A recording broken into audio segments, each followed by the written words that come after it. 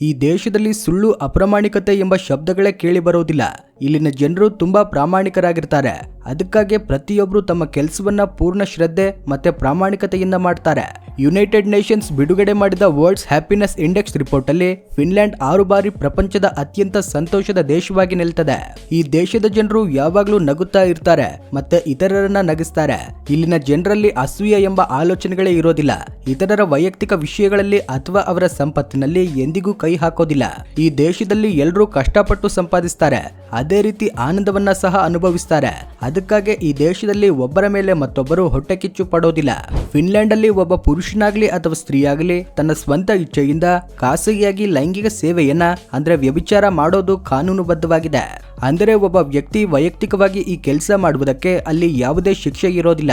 ಆದ್ರೆ ಇಲ್ಲಿ 3 ಮುಖ್ಯವಾದ ಕಂಡೀಷನ್ಗಳಿರುತ್ತವೆ. ನಂಬರ್ 1, ಸಾರ್ವಜನಿಕ ಸ್ಥಳಗಳು. ರಸ್ತೆಗಳಲ್ಲಿ ಲೈಂಗಿಕ ಸೇವೆಗಳನ್ನ ಕೇಳುವುದು ಅಥವಾ ಖರೀದಿಸುವುದು ಸಾರ್ವಜನಿಕ ಸುವ್ಯವಸ್ಥೆ ಕಾಯ್ದೆಯ ಪ್ರಕಾರ ಸಂಪೂರ್ಣವಾಗಿ ನಿಷೇಧ. ನಂಬರ್ 2, ಮಾನವ ಸಾಗಾಣಿಕೆ ಮತ್ತೆ ಶೋಷಣೆ. ನೀವು ಯಾರಿಂದ ಸೇವೆ ಪಡೆಯುತ್ತಿದ್ದೀರೋ ಅವರು ಮಾನವ ಸಾಗಾಣಿಕೆಗೆ ಅಂದ್ರೆ ಹ್ಯೂಮನ್ ಟ್ರಾಫಿಕಿಂಗ್ಗೆ ಒಳಗಾಗಿದ್ದರೆ ಅಥವಾ ಯಾರಾದರೂ ಅವರನ್ನ ಬಲವಂತವಾಗಿ ಈ ಕೆಲಸಕ್ಕೆ ದೂಡಿದ್ರೆ ಅಂತವರಿಂದ ಲೈಂಗಿಕ ಸೇವೆ ಪಡೆಯುವುದು ಸಹ ಶಿಕ್ಷಾರ್ಹ ಅಪರಾಧ. ನಂಬರ್ 3, ಅಪ್ರಾಪ್ತ ವಯಸ್ಕರು. 18 ವರ್ಷಕ್ಕಿಂತ ಕಡಿಮೆ ವಯಸ್ಸಿನವರಿಂದ ಲೈಂಗಿಕ ಸೇವೆ ಪಡೆಯುವುದು ಅಥವಾ ಪಡೆಯಲು ಪ್ರಯತ್ನಿಸೋದು ಫಿನ್ಲ್ಯಾಂಡ್ ಅಲ್ಲಿ ಅತಿ ದೊಡ್ಡ ಕ್ರಿಮಿನಲ್ ಅಪರಾಧ. ಮತ್ತೊಂದು ಶಾಕಿಂಗ್ ವಿಷಯ ಏನಂದ್ರೆ ಇಲ್ಲಿ ಮಹಿಳೆಯರು ಈ ಕೆಲಸ ಮಾಡಿ ಗಳಿಸುವ ಹಣಕ್ಕೂ ಸಹ ತೆರಿಗೆ ಕಟ್ಟಬೇಕಾಗ್ತದೆ. ಈ ದೇಶದ ಜನಸಂಖ್ಯೆ ಬಹಳ ಕಡಿಮೆ. ಎಷ್ಟು ಕಡಿಮೆ ಅಂದ್ರೆ ನಮ್ಮ ಬೆಂಗಳೂರಿನ ಜನಸಂಖ್ಯೆಯಲ್ಲಿ ಅರ್ಧ ಕೂಡ ಇರೋದಿಲ್ಲ.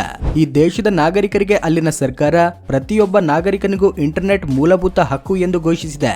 ಈ ದೇಶದಲ್ಲಿರೋ ಜೈಲ್ಗಳು ಜಗತ್ತಿನಿಂದ ಸಂಪೂರ್ಣವಾಗಿ ಭಿನ್ನವಾಗಿರುತ್ತವೆ. ಇಲ್ಲಿ ಜೈಲ್ಗಳ ಸಂಖ್ಯೆ ಬಹಳ ಕಡಿಮೆ. ಇರುವ ಜೈಲ್ಗಳು ಸಹ ಲಕ್ಸುರಿ ಹೋಟೆಲ್ ರೀತಿ ಕಾಣುತ್ತವೆ. ಖೈದಿಗಳಿಗೆ ಇಂಟರ್ನೆಟ್ ಬಳಸುವ ಸ್ವತಂತ್ರವಿರುತ್ತೆ. ಮೊಬೈಲ್ ಫೋನ್ ಇಟ್ಕೊಳ್ಳುವ ಅನುಮತಿ ಸಹ ಇರುತ್ತೆ. ಖೈದಿಗಳು ಪ್ರತಿದಿನ ಹೊರಗಡೆ ಕೆಲಸಕ್ಕೆ ಹೋಗಬಹುದು ಮತ್ತೆ ಸಂಜೆ ಜೈಲಿಗೆ ಬಂದು ಸುಖವಾಗಿ ನಿದ್ರಿಸಬಹುದು. ಇಲ್ಲಿರೋ ಜನರಿಗೆ ಬಿಸಿ ನೀರು ಮತ್ತೆ ಆವಿಯಲ್ಲಿ ಸ್ನಾನ ಮಾಡುವುದೆಂದ್ರೆ ಬಹಳ ಇಷ್ಟ. ಇಲ್ಲಿನ ಬಹುತೇಕ ಪ್ರತಿ ಮನೆಯಲ್ಲೂ ಆವಿ ಸ್ನಾನದ ಕೊಠಡಿ ಇರ್ತದೆ. ಅಲ್ಲಿ ಜನರು ಗಂಟೆಗಳ ಕಾಲ ಕೂತು ರಿಲ್ಯಾಕ್ಸ್ ಮಾಡ್ತಾರೆ. ಮತ್ತೊಂದು ಇಂಟ್ರೆಸ್ಟಿಂಗ್ ವಿಷಯ ಏನಂದ್ರೆ ಜನರು ಇಲ್ಲಿ ಒಬ್ಬರೇ ಅಲ್ಲ, ತಮ್ಮ ಸ್ನೇಹಿತರು ಮತ್ತೆ ಕುಟುಂಬದೊಂದಿಗೆ ಸ್ನಾನ ಮಾಡ್ತಾರೆ. ಇದು ಕೇವಲ ಸ್ನಾನ ಮಾತ್ರವಲ್ಲ, ಒಂದು ಪರಂಪರೆಯಾಗಿದೆ. ಅಲ್ಲಿ ಪುರುಷರು ಮತ್ತೆ ಮಹಿಳೆಯರು ಇಬ್ಬರು ಭಾಗವಹಿಸ್ತಾರೆ. ಒಂದ್ ವೇಳೆ ಯಾರಾದ್ರೂ ಅತಿಥಿ ಬಂದ್ರೆ ಅವರಿಗೂ ಜೊತೆಗೆ ಬರುವಂತೆ ಆಹ್ವಾನ ನೀಡ್ತಾರೆ. ಫಿನ್ಲ್ಯಾಂಡ್ ಜನರಿಗೆ ಮದುವೆ ಮಾಡಿಕೊಳ್ಳುವುದೆಂದ್ರೆ ಸಂಪೂರ್ಣವಾಗಿ ಇಷ್ಟವಿಲ್ಲ. ಅದಕ್ಕಾಗಿ 40-50% ಫಿನ್ನಿಶ್ ಜನರು ಎಂದಿಗೂ ಮದುವೆಯಾಗೋದಿಲ್ಲ. ಅವರಿಗೆ ಮದುವೆ ಎಂಬುದು ಮುಖ್ಯ ವಿಷಯವಲ್ಲ. ಫಿನ್ಲ್ಯಾಂಡ್ ಅನ್ನ ಲ್ಯಾಂಡ್ ಆಫ್ ಲೇಕ್ಸ್ ಎಂದು ಕರೀತಾರೆ. ಇಲ್ಲಿ ಸುಮಾರು 1,88,000 ಸರೋವರಗಳಿವೆ. ಅರಣ್ಯಗಳಂತೆಯೇ ಇಲ್ಲಿ ಪ್ರತಿ ಜಾಗದಲ್ಲೂ ನೀರು ಸಮೃದ್ಧವಾಗಿರುತ್ತೆ. ಯುನೆಸ್ಕೋ ಪ್ರಕಾರ ಇಲ್ಲಿನ ಸರೋವರಗಳ ನೀರು ಪ್ರಪಂಚದಲ್ಲೇ ಅತ್ಯಂತ ಸ್ವಚ್ಛವಾದದ್ದು ಎಂದು ಗುರುತಿಸಲಾಗಿದೆ.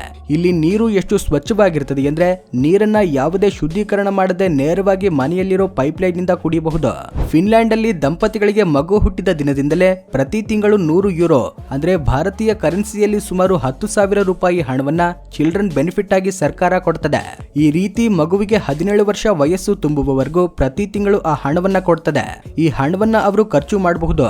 ಆದ್ರೆ ಹೆಚ್ಚಿನ ಜನರು ಇದನ್ನ ಖರ್ಚು ಮಾಡದೆ ಒಟ್ಟು ಹಣವನ್ನ ಸೇವ್ ಮಾಡುವುದಕ್ಕೆ ಇಷ್ಟಪಡ್ತಾರೆ. ಆ ಉಳಿಸಿದ ಹಣವನ್ನ ತಮ್ಮ ಮಕ್ಕಳ ಭವಿಷ್ಯಕ್ಕಾಗಿ ಕೊಡ್ತಾರೆ. ಅದೇ ರೀತಿ ದಂಪತಿಗಳಿಗೆ ಮಗು ಹುಟ್ಟಿದ ತಕ್ಷಣ ತಂದೆ ತಾಯಿಗಳಿಗೆ ಸರ್ಕಾರದಿಂದ ಒಂದು ಗಿಫ್ಟ್ ಬಾಕ್ಸ್ ಸಿಗುತ್ತೆ. ಇದರಲ್ಲಿ ಹುಟ್ಟಿದ ಮಗುವಿಗೆ ಬೇಕಾದ ಎಲ್ಲಾ ವಸ್ತುಗಳು ಇರುತ್ತವೆ. ಆ ಬಾಕ್ಸ್ ಅಲ್ಲಿ ಬಟ್ಟೆಗಳು, ಡೈಪರ್ಗಳು, ಆಟದ ವಸ್ತುಗಳು ಮತ್ತೆ ಮಗುವನ್ನ ನೋಡ್ಕೊಳ್ಳೋದಕ್ಕೆ ಬೇಕಾದ ಮಾಹಿತಿಯೊಂದಿಗೆ ಒಟ್ಟು 64 ವಿವಿಧ ವಸ್ತುಗಳು ಇರುತ್ತವೆ. ಸಿನಿಮಾಗಳಲ್ಲಿ ಹೇಳಿದಂತೆ ನಮ್ಮ ದೇಶದಲ್ಲಿ ಪೊಲೀಸರನ್ನ ನೋಡಿದ್ರೆ ನಂಬಿಕೆಗಿಂತ ಭಯ ಹೆಚ್ಚಾಗಿರುತ್ತೆ. ಆದ್ರೆ ಫಿನ್ಲ್ಯಾಂಡ್ ಜನರಿಗೆ ಪೊಲೀಸರ ಮೇಲೆ ಬಹಳ ನಂಬಿಕೆ ಇರುತ್ತೆ. ಸುಮಾರು 90%ಗಿಂತ ಹೆಚ್ಚು ಜನರು ಇಲ್ಲಿ ಪೊಲೀಸರನ್ನ ನಂಬುತ್ತಾರೆ. ಅನೇಕ ದೇಶಗಳಲ್ಲಿ ಪೊಲೀಸ್ ಇಲಾಖೆಗಳು ಸೆಂಟ್ರಲ್ ಮತ್ತೆ ಸ್ಟೇಟ್ ಎಂದು ಬೇರೆ ಬೇರೆಯಾಗಿರುತ್ತವೆ. ಆದ್ರೆ ಫಿನ್ಲ್ಯಾಂಡ್ ಅಲ್ಲಿ ಈ ರೀತಿ ಇರೋದಿಲ್ಲ. ದೇಶ ಪೂರ್ತಿ ಒಂದೇ ಪೊಲೀಸ್ ಇಲಾಖೆ ಇರುತ್ತೆ. ಇದರಿಂದ ಸ್ಥಳೀಯ ರಾಜಕಾರಣಿಗಳು ಯಾರು ಪೊಲೀಸರ ಮೇಲೆ ಅಧಿಕಾರ ತೋರಿಸಲಾರರು. ಇಲ್ಲಿ ತಾಯಿಗಿಂತ ತಂದೆ ಮಕ್ಕಳೊಂದಿಗೆ ಹೆಚ್ಚು ಸಮಯ ಕಳೀತಾರೆ. ಯಾಕಂದ್ರೆ ಇಲ್ಲಿನ ಸರ್ಕಾರ ಮಗು ಹುಟ್ಟಿದ ನಂತರ ತಂದೆಗೆ ಸುಮಾರು 9 ವಾರಗಳ ಕಾಲ ರಜೆ ನೀಡುತ್ತದೆ. ರಜೆ ಸಮಯದಲ್ಲಿ ಆತನಿಗೆ 70% ವೇತನವನ್ನ ಕಂಪನಿಗಳು ಕೊಡುತ್ತವೆ. ಪ್ರಪಂಚದಲ್ಲಿ ಈ ವ್ಯವಸ್ಥೆಯನ್ನ ಮಾಡಿದ ಮೊದಲ ದೇಶ ಫಿನ್ಲ್ಯಾಂಡ್. ಇಲ್ಲಿ ತಂದೆಗಳು ತಮ್ಮ ಮಕ್ಕಳನ್ನ ನೋಡ್ಕೊಳ್ಳೋದಕ್ಕೆ ಹೆಚ್ಚು ಸಮಯ ನೀಡ್ತಾರೆ. ಫಿನ್ಲ್ಯಾಂಡ್ ಶಾಲೆಗಳಲ್ಲಿ, ಯೂನಿವರ್ಸಿಟಿಗಳಲ್ಲಿ ಮತ್ತೆ ಸರ್ಕಾರಿ ಸಂಸ್ಥೆಗಳಲ್ಲಿ ಪ್ರತಿ ಫಿನ್ಲ್ಯಾಂಡ್ ನಾಗರಿಕನಿಗೂ ಉಚಿತ ಶಿಕ್ಷಣ ನೀಡಲಾಗ್ತದೆ. ಇಷ್ಟೇ ಅಲ್ಲದೆ European union, European economic area ದೇಶಗಳು ಮತ್ತೆ ಸ್ವಿಟ್ಜರ್ಲೆಂಡ್ಗೆ ಸೇರಿದವರು ಕೂಡ ಈ ದೇಶದಲ್ಲಿ ಉಚಿತವಾಗಿ ಓದಬಹುದು. ಈ ದೇಶದ ಶಿಕ್ಷಣ ಪ್ರಪಂಚದಲ್ಲೇ ಅತ್ಯುತ್ತಮವಾಗಿರುತ್ತೆ. ಫ್ರೆಂಡ್ಸ್, ನಿಮಗೆ ಗೊತ್ತಾ, ಫಿನ್ಲ್ಯಾಂಡ್ ದೇಶವನ್ನ ನಾಸ್ತಿಕರ ದೇಶ ಎಂದು ಕರೀತಾರೆ. ಯಾಕಂದ್ರೆ ಇಲ್ಲಿ 35% ಜನರು ದೇವರಲ್ಲಿ ನಂಬಿಕೆ ಇಡೋದಿಲ್ಲ. ಅವರು ಯಾವುದೇ ಧರ್ಮವನ್ನ ಅನುಸರಿಸೋದಿಲ್ಲ. ಕೇವಲ ಪ್ರಕೃತಿ ಮತ್ತೆ ತಮ್ಮ ನಂಬಿಕೆಯೊಂದಿಗೆ ಜೀವನ ಸಾಗಿಸ್ತಾರೆ. ಫಿನ್ಲ್ಯಾಂಡ್ ದೇಶ ಉತ್ತರ ಯುರೋಪ್ ಅಲ್ಲಿದೆ. ಇದನ್ನ ನಾರ್ಡಿಕ್ ದೇಶ ಅಂತಾನೂ ಕರೀತಾರೆ. ಇದಕ್ಕೆ ಪಶ್ಚಿಮದಲ್ಲಿ ಸ್ವೀಡನ್, ಉತ್ತರದಲ್ಲಿ ನಾರ್ವೆ, ಪೂರ್ವದಲ್ಲಿ ರಷ್ಯಾ ದೇಶಗಳಿವೆ. ಇದರ ಗಡಿ 1340 ಕಿಲೋಮೀಟರ್ ಉದ್ದ ಇದೆ. ಫಿನ್ಲ್ಯಾಂಡ್ನ ವಿಸ್ತೀರ್ಣ 3,38,491 ಚದರ ಕಿಲೋಮೀಟರ್ಗಳು. ಇಲ್ಲಿನ ಜನಸಂಖ್ಯೆ ಸುಮಾರು 56 ಲಕ್ಷ. ಅದಕ್ಕಾಗಿ ಇಲ್ಲಿ ರಸ್ತೆಗಳು ಹೆಚ್ಚಾಗಿ ಶಾಂತವಾಗಿ, ಟ್ರಾಫಿಕ್ ಇಲ್ಲದೆ ಸ್ವಚ್ಛವಾಗಿ ಕಾಣುತ್ತವೆ. ಇಲ್ಲಿನ ಅತಿ ದೊಡ್ಡ ಧರ್ಮ ಕ್ರಿಶ್ಚಿಯನ್ ಧರ್ಮ. ಇದನ್ನ 63% ಜನರು ಅನುಸರಿಸ್ತಾರೆ. 35% ಜನರು ನಾಸ್ತಿಕರು. ಇನ್ನುಳಿದ 2% ಜನರು ಬೇರೆ ಧರ್ಮಗಳನ್ನ ಅನುಸರಿಸ್ತಾರೆ. ಹಸಿರು ಮರಗಳು ಪ್ರಕೃತಿಗೆ ಆಧಾರ ಸ್ತಂಭ ಎಂದು ಹೇಳ್ತಾರೆ. ಇದನ್ನ ತುಂಬಾ ಕಟ್ಟುನಿಟ್ಟಾಗಿ ಪಾಲಿಸ್ತಾರೆ ಫಿನ್ಲ್ಯಾಂಡ್ ಜನರು. ಫಿನ್ಲ್ಯಾಂಡ್ನ ಒಟ್ಟು ವಿಸ್ತೀರ್ಣದಲ್ಲಿ 70% ಗಿಂತ ಹೆಚ್ಚು ಭಾಗ ಮರಗಳಿಂದಾನೇ ತುಂಬಿದೆ. ಯುರೋಪ್ ಅಲ್ಲಿ ಅತಿ ಹೆಚ್ಚು ಅರಣ್ಯಗಳನ್ನ ಹೊಂದಿರುವ ದೇಶ ಫಿನ್ಲ್ಯಾಂಡ್. ಇಲ್ಲಿ ಜನರು ಡಿಫಾರೆಸ್ಟೇಷನ್ಗೆ ವಿರೋಧಿಗಳು. ಒಂದು ಸರ್ವೆಯಲ್ಲಿ 80% ಗಿಂತ ಹೆಚ್ಚು ಫಿನ್ಲ್ಯಾಂಡ್ ಜನರು ತಮಗೆ ಅರಣ್ಯ ಬಹಳ ಮುಖ್ಯ ಎಂದು ಮತ್ತೆ ಅವುಗಳನ್ನ ಕಡಿಯೋದಿಲ್ಲ ಎಂದು ಹೇಳಿದ್ದಾರೆ. ಇದರಿಂದ ಅಲ್ಲಿನ ಜನರು ಅರಣ್ಯಗಳನ್ನ ಪ್ರೀತಿಸುವುದು ಮಾತ್ರವಲ್ಲ, ಅವುಗಳಿಗೆ ತುಂಬಾ ಮೌಲ್ಯ ಕೊಡ್ತಾರೆ ಎಂಬುದು ಅರ್ಥವಾಗ್ತದೆ. ಒಂದ್ ವೇಳೆ ಒಂದು ಮರವನ್ನ ಕಡಿಯಬೇಕಾದ್ರೆ ಅದಕ್ಕೆ ಬದಲು 3 ಸಸಿಗಳನ್ನ ನೆಡಬೇಕು ಎಂಬ ನಿಯಮವನ್ನ ಫಿನ್ಲ್ಯಾಂಡ್ ಜನರು ಕಟ್ಟುನಿಟ್ಟಾಗಿ ಪಾಲಿಸ್ತಾರೆ. ಅರಣ್ಯಗಳನ್ನ ಮೇಂಟೈನ್ ಮಾಡೋದ್ರಲ್ಲಿ ಪ್ರಪಂಚದಲ್ಲಿ ಮೊದಲನೇ ಸ್ಥಾನದಲ್ಲಿದೆ ಫಿನ್ಲ್ಯಾಂಡ್ ಸರ್ಕಾರ. ಫಿನ್ಲ್ಯಾಂಡ್ನ ರಾಜಧಾನಿ ಹೆಲ್ಸಿಂಕಿ. ಇದು ಹಿಂದೆ ಒಂದು ಸಣ್ಣ ಸಮುದ್ರದ ನಗರ ಆಗಿತ್ತು. ಇದನ್ನ 1550ರಲ್ಲಿ ಸ್ವೀಡನ್ ರಾಜ ಗುಸ್ತಾವ್ ವಾಸಾ ಸ್ಥಾಪಿಸಿದ. ಆ ಸಮಯದಲ್ಲಿ ಫಿನ್ಲ್ಯಾಂಡ್ ಸ್ವೀಡನ್ನ ನಿಯಂತ್ರಣದಲ್ಲಿತ್ತು. ರಾಜರು ಬಾಲ್ಟಿಕ್ ಸಾಗರದ ವ್ಯಾಪಾರದಲ್ಲಿ ಹೆಲ್ಸಿಂಕಿಯು ಒಂದು ದೊಡ್ಡ ಕೇಂದ್ರವಾಗಬೇಕು ಎಂದು ಬಯಸಿದ್ದರು.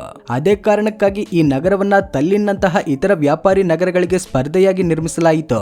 ಪ್ರಾರಂಭದ ಹಲವು ವರ್ಷಗಳವರೆಗೂ ಈ ಸ್ಥಳ ಬಹಳ ಸಣ್ಣದಾಗಿ ಮತ್ತೆ ಕಡಿಮೆ ಜನಸಂಖ್ಯೆಯುಳ್ಳ ಪ್ರದೇಶವಾಗಿತ್ತು. ಇಲ್ಲಿ ಜನರು ಹೆಚ್ಚಾಗಿ ಮೀನು ಹಿಡಿಯೋದು ಮತ್ತೆ ಸಣ್ಣ ಪುಟ್ಟ ವ್ಯಾಪಾರದಲ್ಲಿ ತೊಡಗಿದ್ದರು. ಫಿನ್ಲ್ಯಾಂಡ್ ಜನರನ್ನ ಫಿನಿಶ್ ಎಂದು ಕರೀತಾರೆ. ಆದ್ರೆ ಇಲ್ಲಿ ದೊಡ್ಡ ಸಂಖ್ಯೆಯಲ್ಲಿ ಸ್ವೀಡನ್ ಜನರು ಕೂಡ ವಾಸವಿದ್ದಾರೆ. ಅವರನ್ನ ಸ್ವೀಡಿಶ್ ಎಂದು ಕರೀತಾರೆ. ಅದೇ ಕಾರಣಕ್ಕಾಗಿ ಫಿನ್ಲ್ಯಾಂಡ್ಗೆ ಒಂದಲ್ಲ 2 ರಾಷ್ಟ್ರೀಯ ಭಾಷೆಗಳಿವೆ. ಮೊದಲನೆಯದು ಫಿನ್ನಿಶ್, ಎರಡನೆಯದು ಸ್ವೀಡಿಶ್. ಇಲ್ಲಿನ ಜನರಿಗೆ ಕೆರೋಲಿಯನ್ ಪೈ ತಿನ್ನುವುದೆಂದ್ರೆ ಬಹಳ ಇಷ್ಟ. ಇದು ಒಂದು ರೀತಿಯ ಪೇಸ್ಟ್ರಿ. ಈ ಡಿಶ್ ಅನ್ನ ಹಿಟ್ಟನ್ನ ಚೆನ್ನಾಗಿ ಕ್ರಿಸ್ಪಿಯಾಗಿ ಬೇಯಿಸಿ ತಯಾರಿಸ್ತಾರೆ. ಇದರ ಜೊತೆಗೆ ಬೆಣ್ಣೆ ಅಥವಾ ಮೊಟ್ಟೆ ಹಾಕಿ ತಿಂತಾರೆ. ಫಿನ್ಲ್ಯಾಂಡ್ ಅಲ್ಲಿ ಯಾವುದೇ ಹಬ್ಬ ಸಮಾರಂಭ ಅಥವಾ ಮದುವೆ ನಡೆದಾಗ ಅದರಲ್ಲಿ ಈ ಕೆರೋಲಿಯನ್ ಪೈ ಖಂಡಿತವಾಗಿಯೂ ಇರುತ್ತದೆ. ಇದು ಫಿನ್ಲ್ಯಾಂಡ್ ನ ನ್ಯಾಷನಲ್ ಡಿಶ್ ಕೂಡ ಹೌದು. ಫಿನ್ಲ್ಯಾಂಡ್ ಅಲ್ಲಿ ಯಾರಾದ್ರೂ ಪ್ರವಾಸಿಗರು ಸುತ್ತಾಡಲು ಹೋದಾಗ ಅವರಿಗೆ ಒಂದು ಸಲಹೆ ನೀಡ್ತಾರೆ. ಅದೇನೆಂದ್ರೆ ಅವರು ಒಂಟಿಯಾಗಿ ಅರಣ್ಯ ಅಥವಾ ಸ್ನೋ ಮೌಂಟೇನ್ ಗಳ ಬಳಿ ಹೋಗಬಾರದು ಎಂದು. ಯಾಕಂದ್ರೆ ಫಿನ್ಲ್ಯಾಂಡ್ ಅಲ್ಲಿ 2000ಕ್ಕಿಂತ ಹೆಚ್ಚು ಕರಡಿಗಳಿವೆ. ಯಾಕಂದ್ರೆ ಫಿನ್ಲ್ಯಾಂಡ್ ಅಲ್ಲಿ ಬಹಳಷ್ಟು ಕರಡಿಗಳಿವೆ. ಅದಕ್ಕಾಗಿ ಬಹಳಷ್ಟು ರಸ್ತೆಗಳ ಬದಿಯಲ್ಲಿ ಕರಡಿಗಳಿಂದ ರಕ್ಷಣೆಗಾಗಿ ಸೈನ್ ಬೋರ್ಡ್ ಗಳನ್ನ ಹಾಕಲಾಗಿರುತ್ತೆ. ಇಲ್ಲಿ ರಾತ್ರಿ 12 ಗಂಟೆಯಾದ್ರೂ ಸೂರ್ಯ ಮುಳುಗೋದಿಲ್ಲ. ಈ ರಾತ್ರಿಯ ಆಗದ ನೋಟವನ್ನ ನೋಡಲು ಪ್ರತಿ ವರ್ಷ ಸಾವಿರಾರು ಪ್ರವಾಸಿಗರು ಇಲ್ಲಿಗೆ ಬರ್ತಾರೆ. ಈ ದೇಶದಲ್ಲಿ ಚಳಿ ಬಹಳ ತೀವ್ರವಾಗಿರ್ತದೆ. ತಣ್ಣನೆಯ ಗಾಳಿ ಬೀಸ್ತದೆ. 4 ಕಡೆ ಹಿಮದ ಪರದೆ ಮತ್ತೆ ಬದಿಯಲ್ಲಿ ಹಿಮದ ಬಟ್ಟೆ ಧರಿಸಿದ ಎತ್ತರವಾದ ಮರಗಳು. ಇದನ್ನ ನೋಡಿದವರಿಗೆ ಯಾವುದೋ ಸಿನಿಮಾ ಸೆಟ್ ಅಲ್ಲಿ ಬಂದಂತೆ ಅನ್ನಿಸ್ತದೆ. ಇಲ್ಲಿನ ಜನರು ತಮ್ಮನ್ನ ಬೆಚ್ಚಗಿಡಲು ಮಾಂಸ ತಿಂತಾರೆ, ಮೀನು ತಿಂತಾರೆ ಮತ್ತೆ -20 ಡಿಗ್ರಿ ತಾಪಮಾನದಲ್ಲಿ ಹಿಮದ ನದಿಯಲ್ಲಿ ರಂಧ್ರ ಮಾಡಿ ಅದರಲ್ಲಿ ನಿಂತು ಸ್ನಾನ ಮಾಡ್ತಾರೆ. ಇದು ಸಾಹಸ ಮತ್ತೆ ಶಕ್ತಿಯೊಂದಿಗೆ ಮನಸ್ಸಿನ ಮೇಲೆ ನಿಯಂತ್ರಣ ಸಾಧಿಸಲು ಸಹಾಯ ಮಾಡ್ತದೆ ಎಂದು ಇಲ್ಲಿನ ಜನರು ನಂಬುತ್ತಾರೆ. ಅದನ್ನ ಮಾಡಿದ ನಂತರ ಈ ಬಿಸಿ ನೀರು ಮತ್ತೆ ಆವಿಯಲ್ಲಿ ಅದೇ ರೀತಿ ಸ್ನಾನ ಮಾಡ್ತಾರೆ. ಹೆಲ್ಸಿಂಕಿಯ ಬಂದರುಗಳು ಬಹಳ ಮುಖ್ಯವಾಗಿವೆ. ಯಾಕಂದ್ರೆ ಇಲ್ಲಿಂದಾನೇ ದೇಶದ ದೊಡ್ಡ ಭಾಗ ಅಂತಾರಾಷ್ಟ್ರೀಯ ವ್ಯಾಪಾರವನ್ನ ಸಂಪರ್ಕಿಸುತ್ತದೆ. ಈ ನಗರದಲ್ಲಿ ಸುವೋಮೆನಿಲ್ಲಾ ಎಂಬ ಕೋಟೆ ಇದೆ. ಅದು ಸಮುದ್ರದ ದಡದಲ್ಲಿದೆ. ಇದು ತುಂಬಾ ವಿಶೇಷ ಮತ್ತೆ ಹಳೆಯ ಪ್ರದೇಶ. ಅದಕ್ಕಾಗಿ ಯುನೆಸ್ಕೋ ಇದನ್ನ ತನ್ನ ವರ್ಲ್ಡ್ ಹೆರಿಟೇಜ್ ಸೈಟ್ ಗಳಲ್ಲಿ ಸೇರಿಸಿದೆ. ಫಿನ್ಲ್ಯಾಂಡ್ ನ ಕರೆನ್ಸಿ ಯುರೋ. ಒಂದು ಯುರೋ ನಮ್ಮ 107 ರೂಪಾಯಿಗೆ ಸಮವಾಗುತ್ತೆ. ಫಿನ್ಲ್ಯಾಂಡ್ ಅಲ್ಲಿ ಒಂದು ಬಹಳ ವಿಶೇಷ ಸ್ಥಳ ಇದೆ. ಅದನ್ನ ಐಸ್ ರೆಸ್ಟೋರೆಂಟ್ ಎಂದು ಕರೀತಾರೆ. ಈ ರೆಸ್ಟೋರೆಂಟ್ ಸಂಪೂರ್ಣವಾಗಿ ಹಿಮ ಮತ್ತೆ ಹಿಮದ ಸ್ತಂಭಗಳಿಂದ ನಿರ್ಮಿತವಾಗಿರುತ್ತದೆ. ಇಲ್ಲಿನ ಟೇಬಲ್, ಕುರ್ಚಿಗಳು ಮತ್ತೆ ಗ್ಲಾಸ್ಗಳೆಲ್ಲವೂ ಹಿಮದಿಂದ ಮಾಡಲಾಗಿರುತ್ತವೆ. ಈ ರೆಸ್ಟೋರೆಂಟ್ ಅಲ್ಲಿ ಆಹಾರವನ್ನ ಸಹ ತಣ್ಣನೆಯ ಗ್ಲಾಸ್ ಅಲ್ಲಿ ಬಡಿಸಲಾಗ್ತದೆ. ಇಲ್ಲಿ ರಾತ್ರಿ ಬೆಳಕು ಬಹಳ ಸುಂದರವಾಗಿ ಕಾಣ್ತದೆ. ಜನರು ಇಲ್ಲಿ ಫೋಟೋ ತೆಗೆಯಲು ಬರ್ತಾರೆ ಮತ್ತೆ ಹಿಮದ ಕೊಠಡಿಯಲ್ಲಿ ಕೂತು ಒಂದು ವಿಭಿನ್ನ ಅನುಭವ ಪಡೀತಾರೆ. ಈ ಸ್ಥಳವನ್ನ ಚಳಿಗಾಲದಲ್ಲಿ ಕಟ್ಟಲಾಗುತ್ತೆ ಮತ್ತೆ ಬೇಸಿಗೆ ಕಾಲದಲ್ಲಿ ಇದು ಆಟೋಮೆಟಿಕ್ ಆಗಿ ತನ್ನಷ್ಟಕ್ಕೆ ತಾನೇ ಕರಗಿ ಹೋಗುತ್ತೆ. ಹಾಗೇನೆ ಮುಂದಿನ ವರ್ಷ ಪುನಃ ಚಳಿಗಾಲದಲ್ಲಿ ಕಟ್ತಾರೆ. ಫಿನ್ಲ್ಯಾಂಡ್ ಒಂದು ಪುಟ್ಟ ಆದ್ರೆ ಬಹಳ ಅಭಿವೃದ್ಧಿ ಹೊಂದಿದ ದೇಶ. ಇಲ್ಲಿ ಅರ್ಥವ್ಯವಸ್ಥೆಯಲ್ಲಿ ಅತಿ ದೊಡ್ಡ ಪಾಲು ಉದ್ಯಮ ಮತ್ತೆ ಸೇವಾ ಕ್ಷೇತ್ರಗಳದ್ದಾಗಿದೆ. ಫಿನ್ಲ್ಯಾಂಡ್ ತನ್ನ ವಸ್ತುಗಳು ಮತ್ತೆ ಸೇವೆಗಳನ್ನ ಜಗತ್ತಿನ ಬಹಳಷ್ಟು ದೇಶಗಳಿಗೆ ಮಾರ್ತದೆ ಮತ್ತೆ ಖರೀದಿಸುತ್ತೆ. ಅತ್ಯಧಿಕ ವ್ಯಾಪಾರವನ್ನ ಯುರೋಪಿಯನ್ ಯೂನಿಯನ್ ದೇಶಗಳೊಂದಿಗೆ ಮಾಡ್ತದೆ. ಅತಿ ದೊಡ್ಡ ವ್ಯಾಪಾರ ಸಹಭಾಗಿಗಳಲ್ಲಿ ಜರ್ಮನಿ, ಸ್ವೀಡನ್, ನೆದರ್ಲ್ಯಾಂಡ್ಸ್ ಮತ್ತೆ ಬೆಲ್ಜಿಯಂ ಇತ್ಯಾದಿ ದೇಶಗಳು ಸೇರಿವೆ. ಈ ದೇಶ ಯಂತ್ರಗಳು, ಎಲೆಕ್ಟ್ರಾನಿಕ್ ವಸ್ತುಗಳು, ಕಂಪ್ಯೂಟರ್ ಮತ್ತೆ ಮೊಬೈಲ್ ಫೋನ್ಗಳನ್ನ ಮುಖ್ಯವಾಗಿ ಈ ದೇಶಗಳಿಗೆ ಕಳುಹಿಸುತ್ತೆ. ಇದರ ಜೊತೆಗೆ ಕಾಗದ ಮತ್ತೆ ಮರದಿಂದ ತಯಾರಾದ ವಸ್ತುಗಳನ್ನ ಸಹ ಅನೇಕ ದೇಶಗಳಿಗೆ ರಫ್ತು ಮಾಡುತ್ತೆ. ಸೊ ನೋಡಿದ್ರಲ್ವಾ ಫ್ರೆಂಡ್ಸ್, ಫಿನ್ಲ್ಯಾಂಡ್ ದೇಶದ ಕೆಲವೊಂದು ಆಸಕ್ತಿಯಾದ ವಿಷಯಗಳನ್ನ. ಈ ವಿಡಿಯೋ ನಿಮಗೆ ಇಷ್ಟವಾಗಿದ್ರೆ ಲೈಕ್ ಮಾಡಿ, ಶೇರ್ ಮಾಡಿ, ನಮ್ಮ ಚಾನೆಲ್ಗೆ ತಪ್ಪದೆ ಸಬ್ಸ್ಕ್ರೈಬ್ ಮಾಡ್ಕೊಳ್ಳಿ. Thanks for watching.